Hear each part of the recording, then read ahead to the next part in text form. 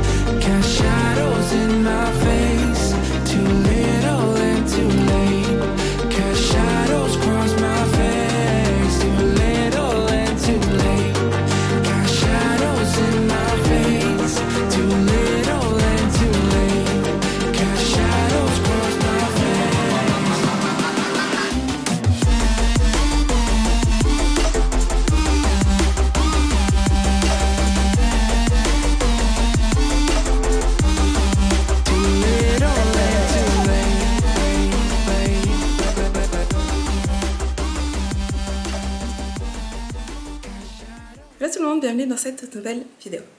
Alors aujourd'hui on est lundi, je viens de terminer donc mes 2 premières semaines de mini-sèche, on va dire, je n'ai pas trop envie d'appeler ça comme ça mais c'est un petit peu ce que c'est donc. Donc je commence aujourd'hui ma 3e semaine. Donc je voulais vous faire voilà, un petit retour sur la semaine passée et ensuite je vais répondre à vos questions. Dans ma vidéo précédente, je vous disais posez-moi des questions par rapport à mon objectif, par rapport au processus, etc. Donc je vais répondre à ces questions. Avant de commencer, je ne vais pas revenir sur quel est mon objectif, pourquoi je fais ça, etc. parce que je vous ai tout expliqué dans ma vidéo précédente. Donc si vous ne l'avez pas vue, je vous la mets ici en haut, vous pouvez aller la voir avant de regarder celle-ci. Alors, en ce qui concerne la semaine passée, donc la semaine passée c'est très bien passé. J'avais une très bonne adhérence, j'ai atteint mes macros quasiment à 100%. J'ai fait mon repas libre vendredi soir, des sushis de nouveau. J'ai aussi fait mes 3 séances de cardio, donc 3 fois 25 minutes de Stairmaster. Donc voilà, j'ai de nouveau bien coché toutes les cases. Et du coup, en ce qui concerne les résultats de la semaine passée, j'ai pas vu beaucoup de changements, pour être honnête. Mon poids n'a pas énormément changé, j'ai perdu 200 grammes en moyenne par rapport à la semaine d'avant, donc ça je vous avais pas dit, mais en fait je me pèse absolument tous les jours et ensuite je fais une moyenne sur la semaine. Et je compare en fait les moyennes de semaine en semaine pour savoir si je progresse. Donc en moyenne 200 grammes de perdu et physiquement je vous avoue que je vois pas énormément de changements. Donc la première semaine c'est vrai que j'ai quand même un petit peu vu des changements et là cette deuxième semaine un petit peu moins. Donc voilà, ce matin j'ai pris un physique update, j'ai pris mes photos pour Steven. Maintenant je vais lui envoyer tout ça, je vais lui faire mon check-in et dès que j'ai son retour en fin de journée, puisque Steven est à Tampa, je vous dirai ce qu'il me dit. Honnêtement je m'attends à des changements, en tout cas si c'était moi je ferais des changements cette semaine. Donc voilà, je pense que j'augmenterai le cardio mais on verra. Donc voilà, maintenant je vais répondre du coup à vos questions. Alors la toute première question qui est revenue beaucoup, honnêtement j'y répondais un petit peu dans la vidéo précédente mais je vais peut-être un petit peu plus élaborer pour le coup. On m'a demandé pourquoi tu fais appel à Steven, sachant que tu pourrais le faire toute seule. Alors, comme je l'ai dit dans la vidéo précédente, effectivement, je pourrais le faire seule. Mais, et c'est là en fait, ça montre que vous ne comprenez pas vraiment ce qu'est un coaching. Tout d'abord, tous les athlètes, honnêtement, tous les athlètes et surtout les athlètes de haut niveau ont des coachs. Est-ce que ça veut dire qu'ils n'auraient pas les connaissances? Non. Mais avoir un coach, ça permet principalement 3 choses, je dirais. La première, c'est on n'est jamais objectif envers soi-même. On est toujours trop dur envers soi-même, on ne voit pas les progrès, on ne voit pas les changements, on se voit absolument tous les jours et on se dit toujours c'est pas assez bien, c'est pas assez nanana. Et un coach, en fait, il va être totalement objectif et neutre. Il va voir les données, il va vous voir et il va dire ok, là c'est bon, c'est bien, nanana. Il n'y a pas ces émotions entrent pas en jeu en fait, c'est son propre sentiment puisque c'est pas lui, il va être beaucoup plus neutre. Donc en fait avoir un coach ça apporte une objectivité totale par rapport à nos progrès, par rapport à nos processus. Du coup il va prendre des décisions beaucoup plus sensées alors que quand c'est nous-mêmes on va prendre des décisions qui sont pas toujours les meilleures parce que justement on est biaisé par nos émotions, nos sentiments, notre perception déformés de nous-mêmes et de nos progrès, etc. Donc ça, c'est la première chose. La deuxième chose, c'est que ça enlève absolument toute charge mentale. On ne doit pas réfléchir parce que voilà, il faut, quand on doit prendre des décisions, ben on est toujours là, ouais, qu'est-ce que je fais, est-ce que c'est bien ou pas, est-ce que je devrais faire comme ci, comme ça, etc. Et des fois c'est difficile, c'est franchement difficile, et comme ça se rejoint par rapport au premier, on n'est pas objectif envers nous-mêmes, donc des fois on peut prendre pas les bonnes décisions, et ben en fait cette charge mentale, c'est fatigant, c'est stressant. Et là, ben on se décharge totalement, tiens, c'est toi qui prends ça en main, tu me dis quoi faire, moi je ne réfléchis pas par rapport à moi, et tu te démerdes et tu me dis quoi faire, voilà, tout simplement. Et la troisième raison, c'est que ça nous permet d'être quand même plus adhérents au protocole. On a l'impression qu'on doit un petit peu rendre des comptes à quelqu'un, qu'on dépend un petit peu de quelqu'un, et du coup ça nous aide quand même. Si un jour on se dit purée j'ai faim, ouais bon ben tant pis, c'est pas grave, je dépasse un petit peu mes macros. Quand on est tout seul, on se dit, justement, c'est pas grave, parce qu'on doit le dire à personne, parce qu'on est nous-mêmes responsables. Mais quand c'est quelqu'un, quand on doit le dire à quelqu'un, on n'a pas envie en fait de lui dire, ah j'ai foiré. On n'a pas envie de lui dire, ouais, ce jour-là, écoute, j'ai dépassé, ce jour-là, j'ai pas respecté, ce jour-là, je suis pas allée faire mon cardio, ce jour-là, nanana. On n'a pas envie, parce qu'on n'a pas envie de décevoir la personne, et aussi on n'a pas envie de. En fait, il fait du travail pour nous, et ne pas suivre ce qu'il nous dit de faire, c'est aussi un peu de l'irrespect pour son travail, j'ai envie de dire. Enfin, je sais pas comment expliquer ça, mais c'est à la fois on a envie de rendre le coach fier, à la fois on a envie de faire honneur à son travail, de pouvoir lui dire ouais j'ai respecté cette semaine totalement, etc. Alors que quand on est tout seul, voilà, c'est plus facile d'être un petit peu moins précis, un petit peu moins adhérent. Peut-être que quand on a un coach, on va adhérer au protocole à allez, 90%, et quand on est tout seul à 75%. Et en fait, ces 15% de différence, clairement, ça vaut la peine de prendre un coach pour ça. Donc voilà pourquoi je fais appel à Steven pour ça. Peut-être que je prends la chose un petit peu plus au sérieux aussi du fait que je travaille avec lui. Voilà. Oups.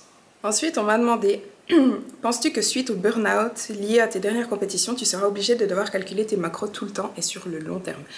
Alors, je vois absolument pas le rapport en fait. Le fait d'avoir fait un burn-out, ça n'a aucun rapport avec le fait de compter ses macros ou pas plus longtemps ou tout le temps. Je comprends pas trop la question. Mais en ce qui concerne la question, est-ce que tu seras obligé de compter tes macros à vie et tout le temps, etc. Absolument pas, mais pas du tout. Je le dis toujours, l'alimentation flexible, c'est un outil pour atteindre ses objectifs. Mais le but, ce n'est pas de compter ses macros toute sa vie. La preuve, là, ça fait presque une année que je ne comptais plus mes macros, pour ainsi dire. Et là, c'est juste, je recompte vraiment assez précisément parce que j'ai un objectif. Parce que là, je vais perdre 2-3 kilos. Je dis ça comme ça, je vais perdre un petit peu, je vais sécher un tout petit peu. Mais j'ai un objectif et du coup, j'utilise cet outil alimentation flexible, comptage des macros, pour atteindre mon objectif. Dès qu'il sera atteint, je vais quand même, je pense, continuer de compter mes macros pour ne pas reprendre le poids perdu et prendre du muscle, et je vais le faire correctement. Mais mon but, c'est absolument pas de compter pendant des années, et ça devrait être le but de personne, honnêtement. D'autant plus que l'alimentation flexible, et ça pourrait faire le sujet d'un podcast, l'alimentation flexible, ça permet aussi de s'éduquer sur la nourriture, je vous l'ai déjà dit plein de fois, d'avoir des connaissances sur les aliments, la nutrition, ses propres besoins, les quantités dont on a besoin, comment manger, enfin qu'est-ce qu'il y a dans quel aliment, à quel moment les manger, avoir des notions en fait sur tout ça. Et en fait, du coup, une fois qu'on compte plus ses macros, on peut mettre en pratique toutes ces connaissances. En fait, on le fait automatiquement. C'est des connaissances qu'on a, qu'on ne peut plus désapprendre. Donc, naturellement, on va savoir comment se nourrir, comment manger. Et ça, jusqu'à la fin de sa vie, même si on ne compte pas ses macros, en fait. J'ai aussi eu la question, comment savoir si on prend bien du muscle et pas du gras? Alors, une prise de masse, ça s'accompagne quasiment inévitablement d'un peu de gras. Après, ça dépend bien sûr du point de départ de la personne. Si la personne est obèse, elle va pouvoir prendre du muscle tout en perdant du gras. Si la personne est très maigre, ce qui a été mon cas quand j'ai commencé la musculation par exemple, j'ai pris 20 kilos, mais j'étais anorexique, je sortais d'anorexie. Donc j'ai pris peut-être 10 kilos de muscle, mais j'ai pris 10 kilos de gras. Enfin, c'est des chiffres, je dis ça comme ça, mais pour dire que dans les 20 kilos, j'ai pas pris 20 kilos de muscle, j'ai pris beaucoup de gras. Donc ça dépend du point de départ de la personne. Si c'est quelqu'un qui a une composition normale, elle va devoir être en léger surplus calorique. Donc elle va prendre peut-être un petit peu de gras. Mais ça va aussi lui permettre justement de construire du muscle. Et ce gras qu'elle aura pris, elle va pouvoir le perdre par la suite. Donc Il faut savoir, voilà, la première chose c'est que quand on prend du muscle en général, on prend un petit peu de gras. Ça s'accompagne d'une légère prise de gras, c'est normal. Il ne faut pas aller contre, il faut vraiment l'accepter. Et il faut se dire que par la suite on pourra le perdre ce gras. Maintenant, comment savoir si on prend vraiment du muscle? Bon, tout d'abord, ça se voit, ça se sent. Tu te sens dans ton corps, tu vois ton corps différemment de ce qu'il a jamais été. Lorsque tu construis du muscle que tu n'avais pas avant. Et tu vois le poids aussi augmenter. En fait, si le poids augmente vraiment trop vite, c'est presque automatiquement du gras. Parce que le muscle, ça prend vraiment du temps à se construire. Donc la balance, le poids sur la balance va augmenter gentiment. Il faut qu'il augmente. Il faut que le poids augmente. Parce que si le poids n'augmente pas, c'est que vous ne progressez pas. Parce que le muscle, c'est lourd. Donc forcément, ce muscle pèse quelque chose sur la balance. Donc votre poids va devoir augmenter. Mais il doit augmenter lentement. Et si le poids augmente trop vite, c'est généralement que c'est du gras. Mais le meilleur moyen de savoir si on prend du muscle, c'est ses performances en fait. C'est plus on se pousse à la salle, plus nos performances augmentent. Donc en fait, plus ça devient facile, plus on va pouvoir augmenter les charges. Les charges qu'on utilisait, ben, on se dit purée, c'est trop facile maintenant, c'est trop léger, donc on va prendre plus lourd et on va s'améliorer à la salle principalement. Et ça, plus le poids qui augmente, plus votre la vision, en fait, votre apparence que vous voyez dans le miroir, comment vous vous sentez dans vos vêtements, etc.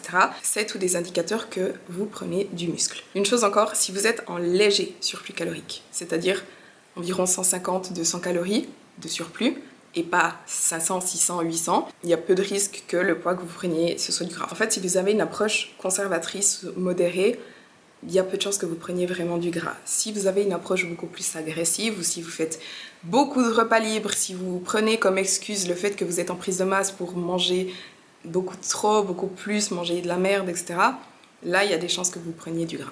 On m'a demandé aussi si Steven coachait mes entraînements. Alors non, Steven m'a quasiment toujours que suivi sur la diète, à part quelques fois il m'a fait des programmes. J'étais suivie par Cyril, je vous en ai parlé dans mes vidéos précédentes, pour atteindre mes PR au squat et au deadlift notamment. Mais depuis que je me suis blessée, donc depuis début mai et ensuite encore une fois fin mai, on a encore continué de travailler ensemble un moment, mais là j'ai décidé de faire une pause parce que mon dos ne s'améliore pas en fait et ça sert un petit peu à rien qu'on continue de travailler ensemble. Là j'ai besoin de vraiment de heal, de recover, de guérir mon dos, et dès que mon dos ira mieux et que je pourrai de nouveau commencer à squatter et à faire des deadlifts, je vais retravailler avec Cyril parce qu'avec lui j'ai fait des progrès de dingue. Au niveau squat, deadlift, j'étais vraiment sur la bonne voie pour atteindre mes PR, donc 110 au squat, 150 au deadlift. Et voilà, il y a eu cette blessure au milieu et là je dois vraiment m'occuper de ça avant de pouvoir continuer avec lui. Donc voilà, mais non, Steven ne me suit pas sur mes entraînements. Il y a plusieurs personnes qui m'ont dit que ce qui les intéressait, c'est de voir ce que je mange. Donc je pense que dans la prochaine vidéo, je vais faire une journée dans mon assiette. Notamment pour vous montrer comment j'atteins 180 grammes de protéines. Parce que pour moi, c'est super simple. Mais voilà, je vous ferai ça dans la prochaine vidéo. On m'a demandé si c'était normal de ressentir la faim dans une sèche lifestyle. Absolument, totalement. Que ce soit une sèche de compétition ou une perte de poids, une perte de gras lifestyle, vous aurez faim parce que le but c'est de perdre du gras, donc vous allez devoir manger moins que ce que le corps a réellement besoin, donc il va vous réclamer à manger, donc la faim sera présente. Après, il y a des jours ce sera beaucoup plus gérable que d'autres, et des jours vous aurez beaucoup plus faim que d'autres, des fois vous n'allez pas ressentir la faim, etc. C'est assez variable, ça dépend aussi de plein d'autres choses comme votre sommeil, votre niveau de stress, votre hydratation, votre fatigue, votre niveau d'activité physique, enfin des choses comme ça, mais oui, c'est normal d'avoir faim. Si vous n'avez absolument jamais faim lorsque vous êtes en sèche, il y a des chances que vous ne soyez pas en déficit calorique en réalité et vous n'allez pas perdre de poids. Donc oui, vous aurez faim. Et du coup, comment gérer cette faim? J'ai quelques tips. On a aussi plein de posts sur le compte de la team, je crois. Mais gérer la faim. Tout d'abord, manger des aliments volumineux, donc qui ont un gros volume pour peu de calories, donc comme des salades, des légumes, des choses, par exemple des pommes de terre au lieu des pâtes. C'est pas que les pâtes sont mauvaises, mais c'est que les pommes de terre t'as un plus gros volume pour moins de calories, donc ça te permet de manger plus, d'avoir un estomac plus rempli. Donc voilà, mettre l'accent sur les aliments volumineux plutôt que les aliments denses et riches en calories. Ce qui est bien aussi, c'est de bien répartir vos repas sur la journée. Manger un petit déjeuner, manger un snack, manger un déjeuner, un autre snack, un dîner, un autre snack. Manger à intervalles réguliers, plutôt que de ne pas manger pendant 6-7 heures où là vous allez vraiment avoir faim, et ensuite quand vous allez manger un repas, bah, y a des chances qu'après votre repas, vous ayez encore faim parce que vous avez eu tellement faim que votre repas ne vous suffit pas.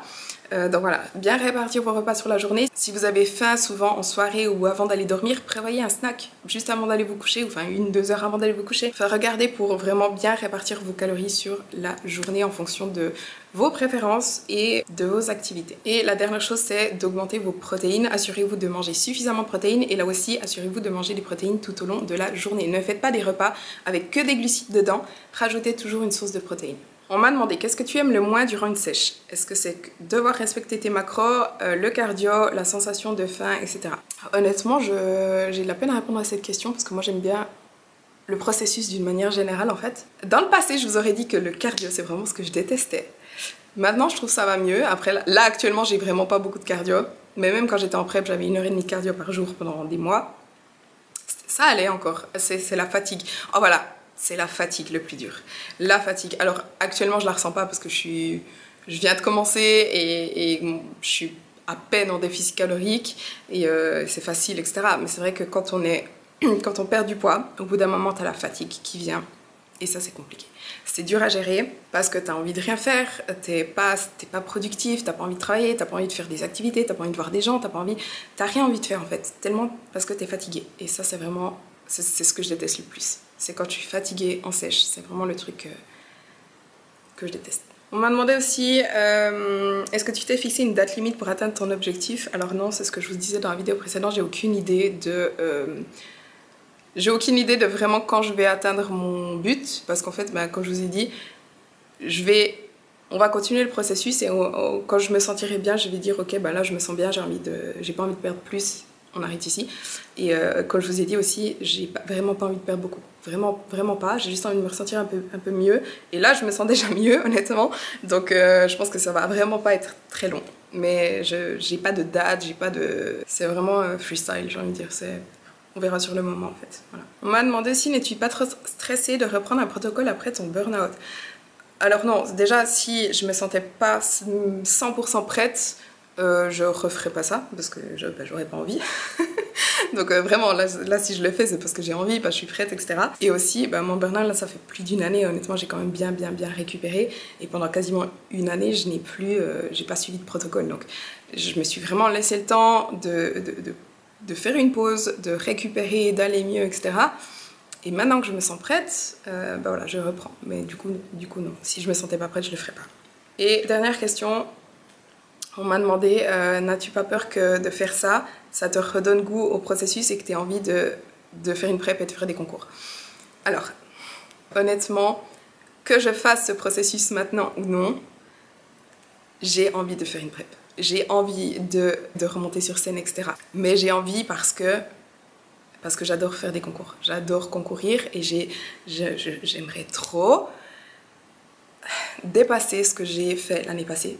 J'aimerais vraiment, alors pas cette année, mais l'année prochaine par exemple, j'aimerais trop pouvoir refaire une prep, remonter sur scène et être mieux que ce que j'ai fait l'année passée. Donc l'amour du sport, il est là. La passion pour ce sport, elle va pas disparaître. Et oui, c'est frustrant, mais en même temps, non, j'ai pas envie de refaire tout ça.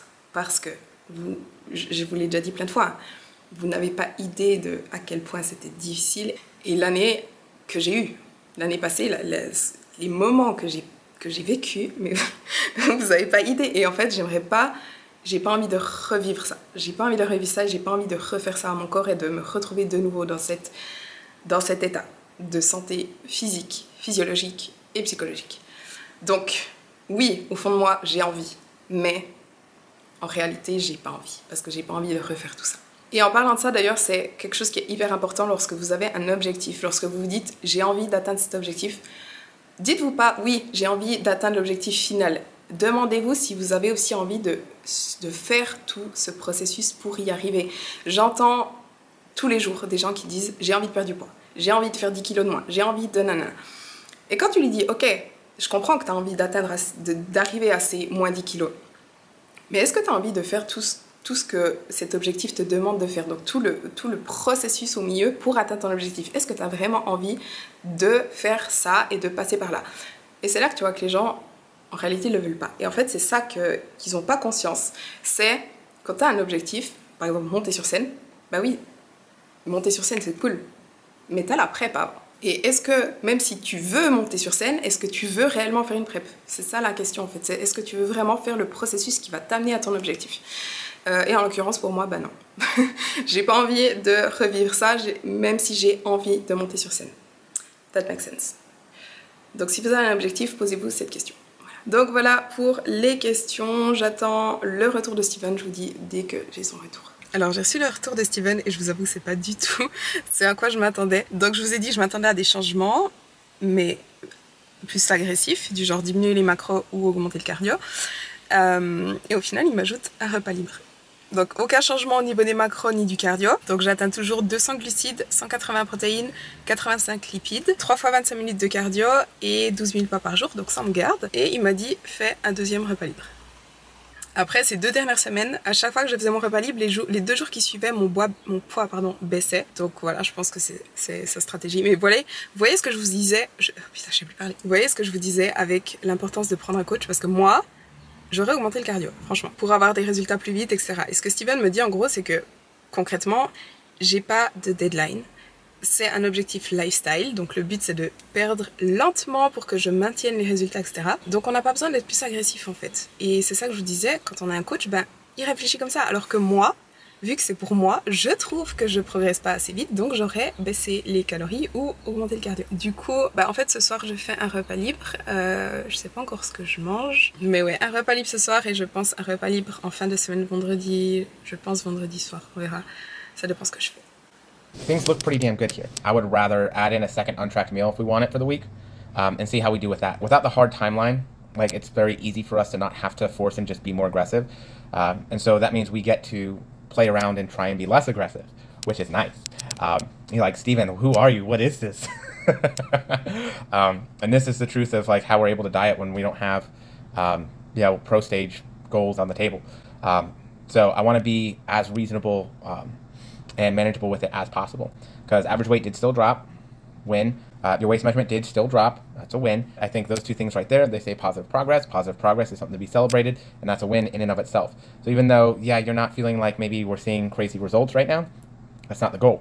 The goal is as easy as possible, stable, consistent results, to where when we're done, this is very easy and we don't end up right back where we were. Ah, je voulais encore répondre à une question. On m'a demandé, dans ma vidéo précédente, j'avais mis des screenshots de mes macros, de mon adhérence, etc. Et on m'a demandé qu'est-ce que c'était ces screenshots.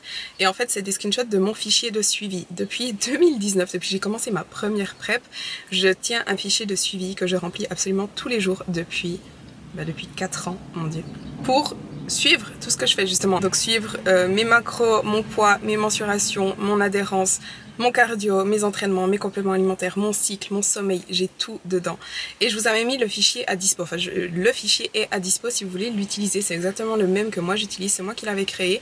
Donc je vous mets le lien dans la barre de description si jamais. Et ça vous permet de mieux respecter votre protocole, de savoir, d'apprendre à connaître votre corps, comment il fonctionne, ce qui marche pour vous ou non, comment votre corps réagit à ce que vous faites, de suivre vos progrès, etc.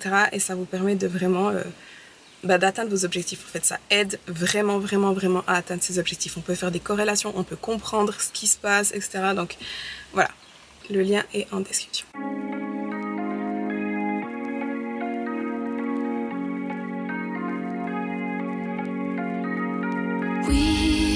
We watch the sun go down over the same old town like so many times before we... Alors, aujourd'hui on est lundi matin. Je viens donc de terminer ma 3e semaine de coaching avec Steven, donc on entame la 4e semaine. Donc, comment s'est passée ma semaine passée? Honnêtement, très bien. J'ai été adhérente au protocole, j'ai respecté mes macros. J'avais 2 repas libres, finalement j'en ai fait qu'un parce que je n'ai pas forcément eu l'occasion. Je n'avais rien de prévu finalement ce week-end, donc je suis pas allée manger dehors. Donc voilà, je n'ai fait qu'un repas libre en début de semaine, c'était un Pokéball. Et sinon, mes entraînements se passent bien, j'ai fait tout mon cardio, j'ai atteint mes pas, donc 12 000 pas par jour, et voilà. Maintenant, en ce qui concerne mes progrès physiques et mes données, donc mon poids, etc. Donc mon poids n'a pas bougé, il a même en moyenne augmenté un petit peu. La semaine passée, il était je crois à 64,9 et cette semaine à 65,1. Donc en gros, mon poids est stable. Et au niveau de mon physique, je ne vois pas non plus beaucoup de changements. Après, j'ai eu mes règles jeudi. Mais d'une manière générale, je me sens très bien. Je me sens bien mieux qu'il y a 3 semaines avant de commencer le coaching. Mais c'est vrai que là, j'aimerais bien voir un tout petit peu plus de changement au niveau de mon physique. Donc voilà, j'ai fait mon check-in avec Steven ce matin. Là, j'attends de ses nouvelles. Et pour savoir les changements, il faudra attendre ma prochaine vidéo YouTube. Donc là, je vais terminer cette vidéo ici. Et dans ma prochaine vidéo, je vous donnerai les changements que Steven m'a donnés. Donc, j'espère que cette vidéo vous a plu. Si c'est le cas, n'oubliez pas de liker la vidéo, de vous abonner à ma chaîne si ce n'est pas encore fait. Et on se voit dans la prochaine vidéo.